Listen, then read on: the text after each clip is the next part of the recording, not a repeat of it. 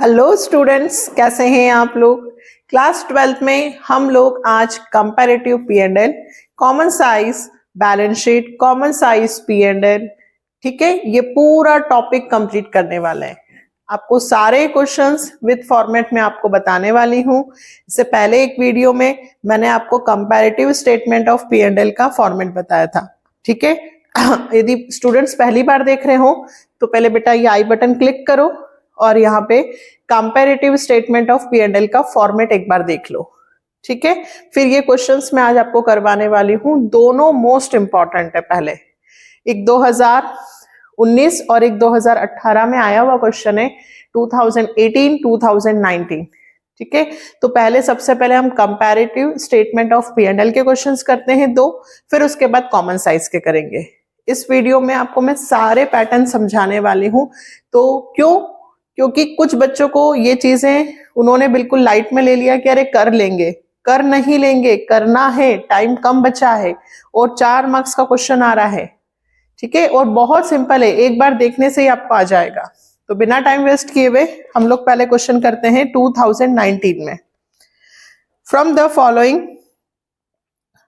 The information extracted from the statement of P&L for the year ended 31st March 2017 and 31st March 2018. Prepare a comparative statement of P&L. Sorry, आपको एक दे रखा है revenue from operation, cost of material consume, other expenses और tax rate. देखो आपको सब percentage में दिया हुआ है। चलो तो स्टार्ट करते हैं 17, 18 और 16, 17। तो बेटा 16, 17 और 17, 18 लिखना। ऐसा क्यों? लास्ट ईयर पहले लिखना और करंट ईयर बाद, ठीक है, ताकि कंपैरिजन करने में इजी हो। हमें क्या करना है यहाँ पे? सिर्फ कंपैरिजन कि पिछले साल सेल्स कितनी थी, इस साल सेल्स कितनी हुई, पिछले साल प्रॉफिट कितना था, इस साल कितना हुआ, पिछले साल एक्सपेंसेस कितने थे, इस साल एक्सपेंसेस कितने हुए। हमें सिर्फ कंपैरिजन करना है। चले, सबसे पहले ऊपर लिखा comparative statement of P and L for the year ending 31st मार्च 17, 18। सबसे पहले क्या लिखना है? Revenue from operation. Revenue from operation मतलब क्या होता है? सेल्स। कॉलम कितने बनेंगे? 4। कंपैरेटिव में last year, current year, absolute change और परसेंटेज, यही सिखाया था मैंने पिछले वीडियो में, ठीक है। चले 16, 17। अब इन्होंने कहा है revenue from operation 200% of cost of material consume, मतलब आपने जो मटेरियल यूज किया है उसका 200% रेवेन्यू फ्रॉम ऑपरेशन हुआ है। तो बेटा घबराना नहीं। सबसे पहले कॉस्ट ऑफ मटेरियल देखो आपके पास 2 लाख का है, मिला 2 लाख। तो 2 लाख का 200 यानी कि 4 लाख, 2 लाख का डबल 2 2 सा 4, यानी कि हमारा 16, 17 में 2 लाख मटेरियल कंज्यूम्ड है, तो उसका हम 200% निकालेंगे। पहले 16, 17 का निकालेंगे तो यहां आ गया 4 लाख। फिर इधर 240 और 240 का कितना परसेंट? 300%, यानी कि 7,20,000। ये क्या आ गई हमारी दोनों की सेल्स। अब अदर इनकम होगी तो प्लस कर देंगे, अदर इनकम तो है ही नहीं तो यही टोटल लगा दे। क्या कहेंगे इसको? टोटल रेवेन्यू 4 लाख और 720, ये टोटल लगा दिया, ठीक है। अभी इधर कुछ भी नहीं करना है, इधर सब बाद में करेंगे हम। इस टोटल रेवेन्यू के बाद ये हमारा फर्स्ट है, हम चाहे तो इसे ए नाम दे सकते हैं, जैसा आपको ठीक लगे। Second b, total expenses. अब बताइए टोटल एक्सपेंसेस में सबसे पहले हमारे पास कॉस्ट ऑफ मटेरियल कंज्यूम्ड है, कॉस्ट ऑफ मटेरियल कंज्यूम्ड कितना? कॉस्ट ऑफ मटेरियल कंज्यूम्ड 16, 17 में 2 लाख है, और इधर 240 है। फिर other expenses, other expenses 10% of cost material consumed. Material consume कितना है? 2 लाख, तो इस 2 लाख का 10% यानी कि 20,000, और इधर 20%, तो इधर 20% निकालू तो 24 2 जा 48, ये 10% और ये 20%। फिर टैक्स रेट दिया है, तो टैक्स रेट अभी नहीं, अभी हम टोटल एक्सपेंसेस लिखेंगे। बी कितना? 220, और इधर हो जाएगा 2,88,000। अब क्या दिख रहा है बेटा आपको? देखो, ये टोटल रेवेन्यू, ये टोटल एक्सपेंसेस, ए माइनस बी या फर्स्ट माइनस सेकंड, जैसा आपको लिखना है।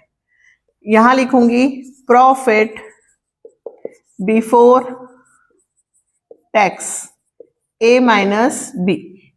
4 लाख में से 220 गए, 180, ठीक है, और 7,20,000 में से 2,88,000 माइनस हुए, 4,32,000। ये क्या आ गया बेटा हमारा? Profit before tax, profit before tax.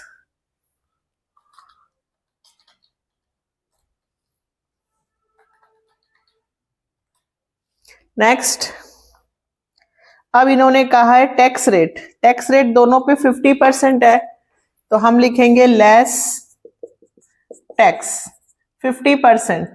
इसका 50% हो जाएगा 90,000, इसका 50% 2 2 जा 4, 2 1 जा 2 6 जा 2,16,000, माइनस किया 90 और 2,16,000। ये आ गया प्रॉफिट आफ्टर टैक्स। ये हमारा क्वेश्चन कंप्लीट हो गया क्या? नहीं, हमारा P&L बन गया है। अब हमें सिर्फ परसेंटेज निकालने हैं और चेंजेस निकालना है। देखो कैसे निकालूंगी। 4 लाख से 720 हुआ, इंक्रीज हुआ है 3,20,000, लाइन खींच दिया 3,20,000, 320। फिर उसके बाद आगे बढ़ते हैं 2 लाख, 2 लाख से 240 हो रहा है, इंक्रीज हो रहा है 40,000, 20 से 48 कितना होगा? 48, 20 माइनस करो 8, 28,000, ये सब इंक्रीज हो रहे हैं। फिर 220 से 288, 288 में से 220 गए, 8 में से 2 गया 6, 68। यहाँ पे कहीं पर भी प्लस नहीं करना है, प्लस माइनस, बस इसका increase decrease, increase decrease, increase decrease निकालना है। जैसे कि यहाँ 180 हुआ, यहाँ 432 हुआ, तो 180 माइनस 4,32,000, यह आया 2,52,000। फिर 90 से 216 हुआ,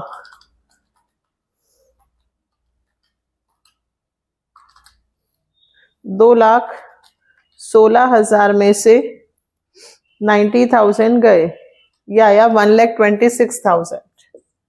ये इसमें से माइनस हो रहा है, तो हमारा आंसर आएगा 126 ही आएगा।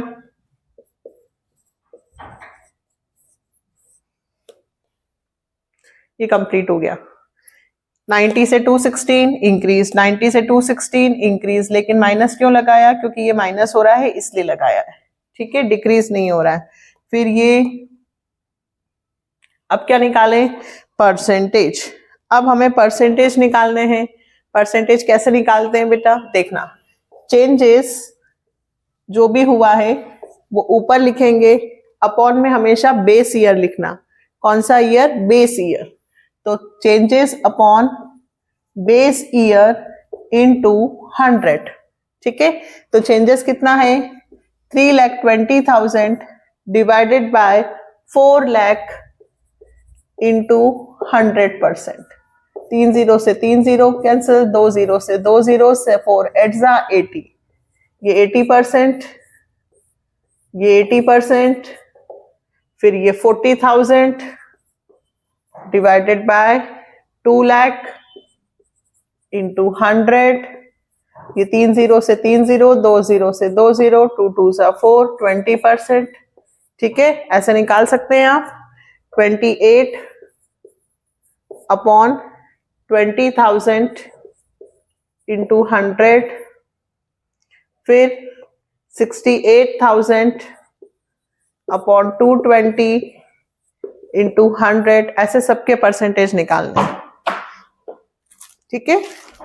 चलो तो कितना आएगा, 28,000 डिवाइडेड 20,000 इंटू 100, ये 140।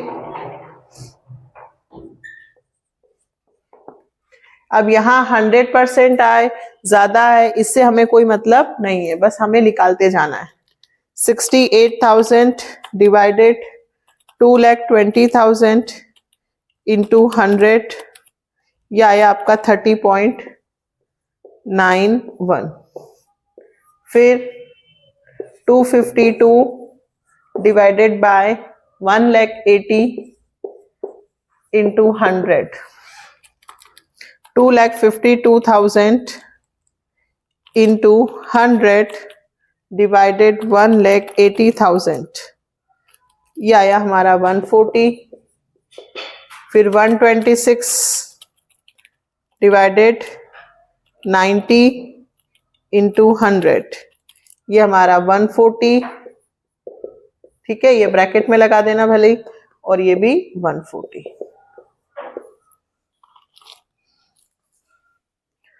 ये कंप्लीट क्वेश्चन हुआ, इस तरह से आपको करना है।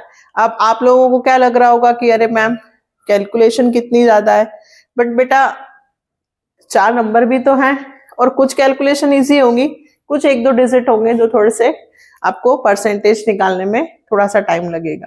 लेकिन अगर एग्जाम में लगता है कि टाइम कम है या फिर परसेंटेज में दिक्कत आ रही है, तो इतना ही कर देना, परसेंटेज को बाद में निकाल लेना।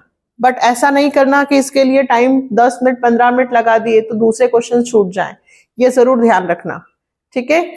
चलो तो ये क्वेश्चन कौन सा हुआ हमारा, 2019 में, ठीक है।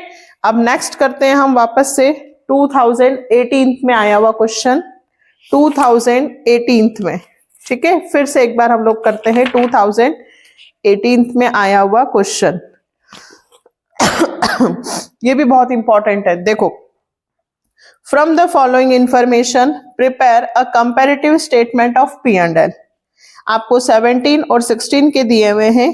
रेवेन्यू फ्रॉम ऑपरेशन 24 लाख और 18 lakh, other income percentage of revenue from operation, expenses percentage of revenue from operation, और टैक्स रेट दी हुई है।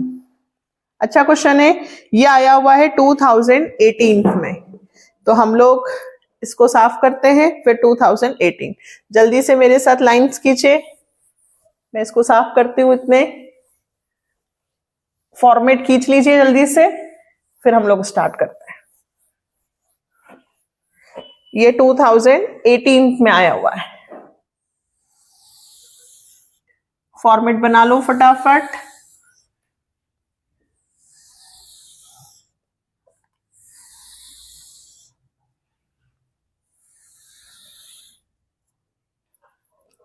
इसमें ईयर दिए हुए हैं 17 और 16, तो ये हो गया 16 और ये हो गया 17, ठीक है। चले, सबसे पहले रेवेन्यू फ्रॉम ऑपरेशन हमें दिया हुआ है, ठीक है, लिख लेते हैं। रेवेन्यू फ्रॉम ऑपरेशन कितना दिया हुआ है बेटा, 16 का देखना पहले, 18 लाख, और 17 का देखना 24 लाख, ठीक। अब अदर इनकम, इसमें अदर इनकम भी दी हुई है इन्होंने, रेवेन्यू फ्रॉम ऑपरेशन की 25% और 15%, इधर 25% है, तो ये a add other income other income इसमें प्लस करना, तो पहले 18 लाख का कितना निकालोगे आप? 25%, है ना, और इधर 15%। तो 18 लाख का 25% 4,50,000, और ये हो जाएगा 22,50,000 टोटल करने पे। अब 24 लाख का कितना निकालू? 15%, 24 लाख का 15% 3,60,000 प्लस किया 27,60,000। ये हमारी टोटल इनकम आ गई, टोटल रेवेन्यू, कि हमने इतना पैसा कमाया। अब इस पर हम निकालेंगे हमारे एक्सपेंसेस। क्या निकालेंगे? Expenses, total expenses. अब देखो टोटल एक्सपेंसेस में इन्होंने हमें कहा है एक्सपेंसेस जो है वो रेवेन्यू फ्रॉम ऑपरेशन, तो रेवेन्यू फ्रॉम ऑपरेशन कौन सा है? ये ऊपर वाला, ध्यान रखना इस बात का कि परसेंटेज किसका दिया है। Expenses percentage of revenue from operation 50% है 16 में और 60% है 17 में। 50 और 60, तो पहले 50% निकालू, तो 18 लाख का 50% तो आपका 9 लाख आ जाएगा, और 24 लाख का 60% ये आ गया आपका 14,40,000। ठीक है, एक्सपेंसेस में आपको एक ही दिया है, फिर टैक्स रेट दे दिया है, तो टैक्स रेट तो टोटल एक्सपेंसेस में हमारे पास एक ही है, इसी को जोड़ लें, टोटल एक्सपेंसेस। ये हमारा ए हो गया और ये हमारा बी, यही जोड़ लेंगे 9 लाख और 14,40,000। अब इस ए में से बी को क्या करूं? माइनस, तो आ जाएगा प्रॉफिट बिफोर टैक्स। क्या आएगा बेटा? Profit before tax. 22,50,000 में से 9 लाख को माइनस करते हैं। 22,50,000 में से 9 लाख माइनस हुए, तो ये आया आपका 13,50,000। ठीक है, इस पर टैक्स कितना है वो भी माइनस कर देते हैं, लेस टैक्स रेट। रेट ना लिखें, सिर्फ टैक्स लिख दें, टैक्स। तो बेटा टैक्स है 40%, दोनों पे 40% है, तो 13,50,000 का 40%, 5,40,000 टैक्स माइनस होगा, तो बाहर आएंगे 8,10,000। ये कौन सा आया बेटा? Profit after tax. कौन सा आया? Profit after tax. ये कौन सा था? प्रॉफिट बिफोर टैक्स, इसमें टैक्स लग गया, ये आया प्रॉफिट जिसपे टैक्स लग चुका है। ऐसे हम इधर का करें, इधर हमारी कितना है? 27,60,000 रुपए हमारी इनकम हुई, उसमें से 14,40,000 हमारे एक्सपेंसेस हुए, तो 13,20,000 का मुझे प्रॉफिट हुआ। मैंने उस पे 40% टैक्स दे दिया, 5,28,000, ये माइनस करूंगी तो 7,92,000 मेरा प्रॉफिट। ये क्या बन गया? Comparative statement of P and L का स्टार्टिंग का। अब हमें चेंजेस निकालना है और परसेंटेज निकालना है। ठीक है, क्या निकालना है? चेंजेस। चेंजेस देखो पहले, 18 से कितना हो रहा है? 24, 6 लाख से इंक्रीज, 450 से 360। अब इस बार इंक्रीज नहीं बल्कि क्या हो रहा है? डिक्रीज, 90,000। 450 में से 360 गए, 90,000। तो ये ब्रैकेट में लगा। ब्रैकेट में लगा मतलब यहाँ पे पहले इनकम ज्यादा हुई थी और फिर इनकम कम हुई। कंपैरेटिव का मतलब यही होता है कि लास्ट ईयर इनकम कितनी थी, इस बार इनकम में क्या चेंज हुआ। तो यहाँ पे 450 से 360 हो रहा है, 90,000 से डिक्रीज हो रहा है, इसलिए ब्रैकेट लगाया बेटा। फिर आगे देखो, 22,50,000 और इधर हो रहे हैं 27,60,000, 5,10,000 से इंक्रीज,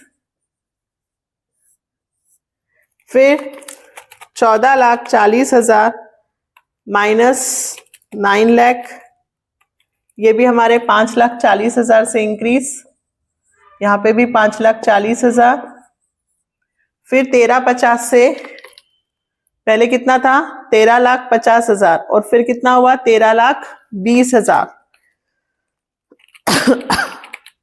13,50,000 में से 13,20,000 30,000 30,000 इंक्रीज के डिक्रीज। पहले प्रॉफिट 13,50,000 हो रहा था और फिर प्रॉफिट हो रहा है 13,20,000। चलो 22,50 13,50 30, 13,50 में से 13,20 हो रहे हैं, डिक्रीज हो रहा है, तो यहाँ पे ब्रैकेट लगाऊंगी। क्यों ब्रैकेट लग रहा है बेटा? क्योंकि पहले प्रॉफिट 13,50,000 था और बाद में कितना हो रहा है 13,20,000, डिक्रीज हो रहा है। फिर टैक्स पहले 5,40 था और अब 5,28, टैक्स डिक्रीज भी हो रहा है, तो कितने से 5,40,000 माइनस 5,28,000, 12,000 रुपए से आपका टैक्स भी क्या हो रहा है डिक्रीज।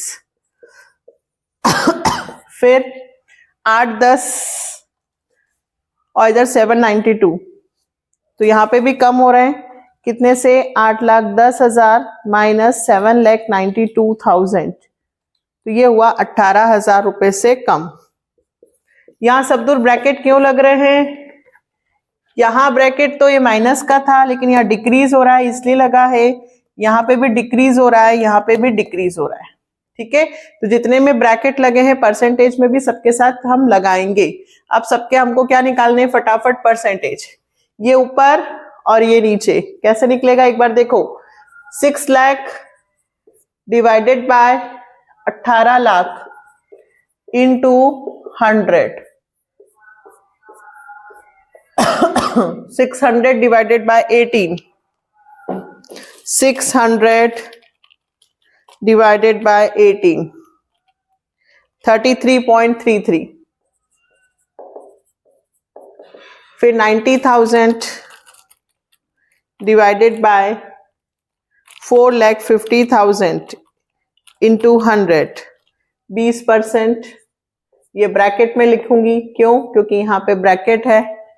फिर 5,10,000 डिवाइडेड 22,50,000 इंटू 100, कितना आया बेटा 22.67। फिर 540 डिवाइडेड 9 लाख इंटू 100, 60%, ये भी 60%। फिर उसके बाद 30 डिवाइडेड बाय 13,50,000 इंटू 100, यह आया हमारा 2.22%, ब्रैकेट में लिखना।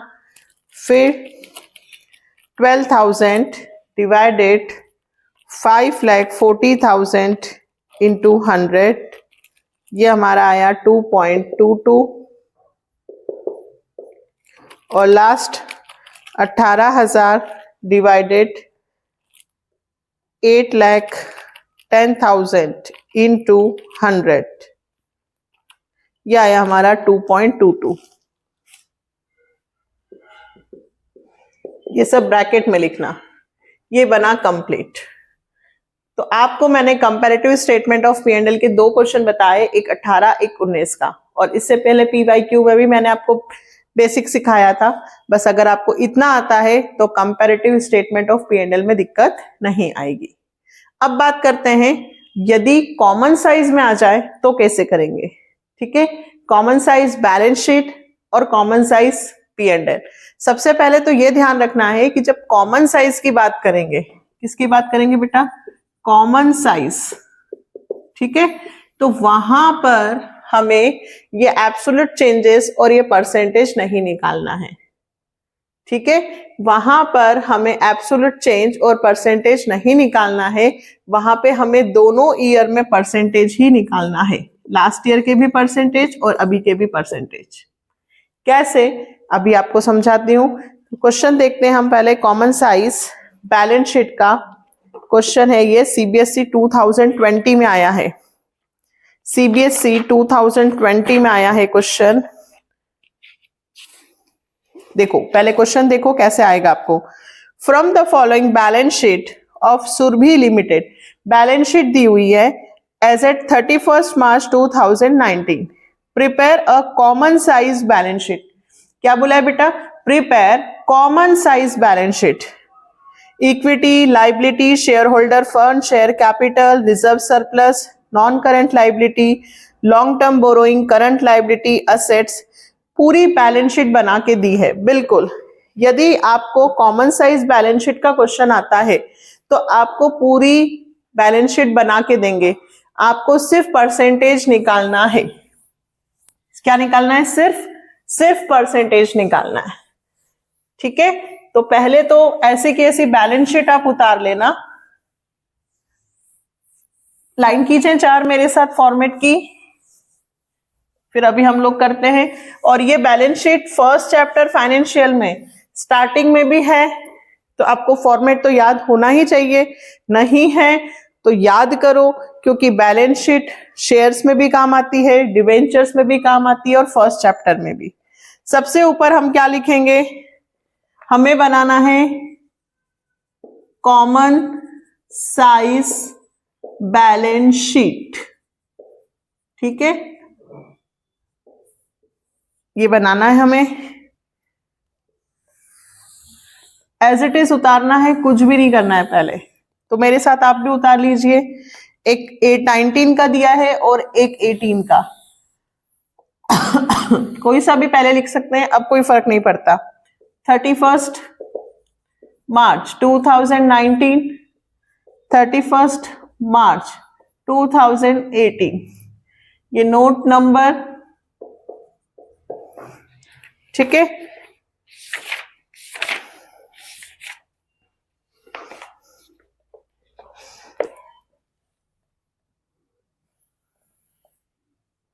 इधर आ गया हमारा पर्टिकुलर। बस एज इट इज उतार रही हूं बेटा मैं पहले, फिर हम लोग बाद में करेंगे। क्या सीख रहे हैं हम लोग?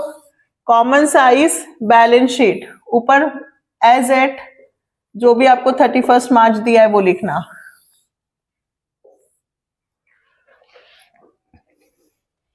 और यहां पे परसेंटेज लिख देंगे। ठीक है, चले 19 18 लिखा है, एक काम करते हैं पहले 18 लिख देते हैं फिर 19 लिख देते हैं, ज्यादा ठीक रहेगा। परसेंटेज 2018, परसेंटेज 2019, जो हम लोग हमेशा लास्ट ईयर पहले लिख रहे हैं वही लिख देते हैं। इक्विटी एंड लाइबिलिटीज,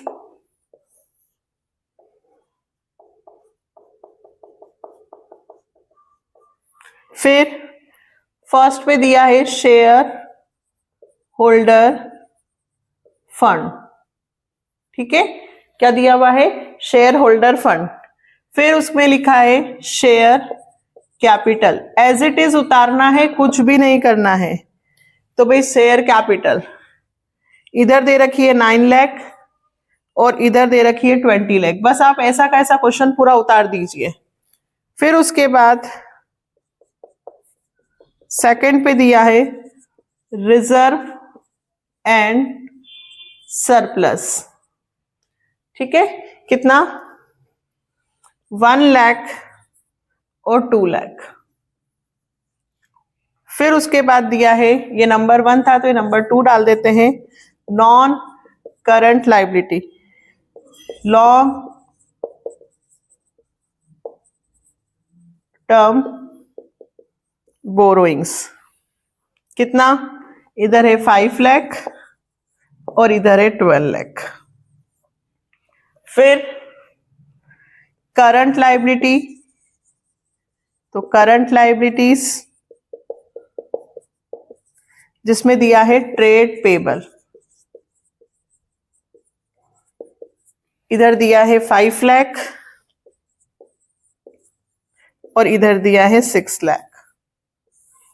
और ये टोटल एसेट्स हो गई आपकी, टोटल लाइबिलिटी।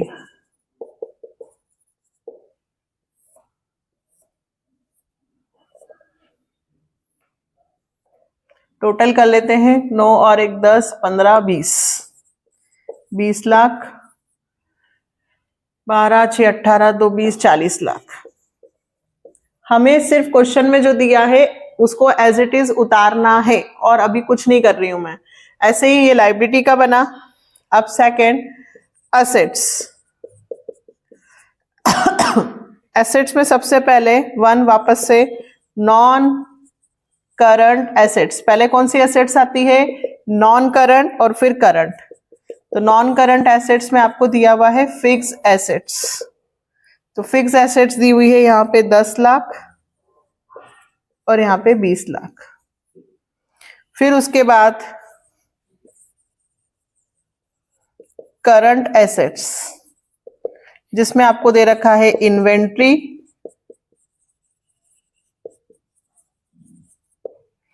और cash and cash equivalent. Cash and cash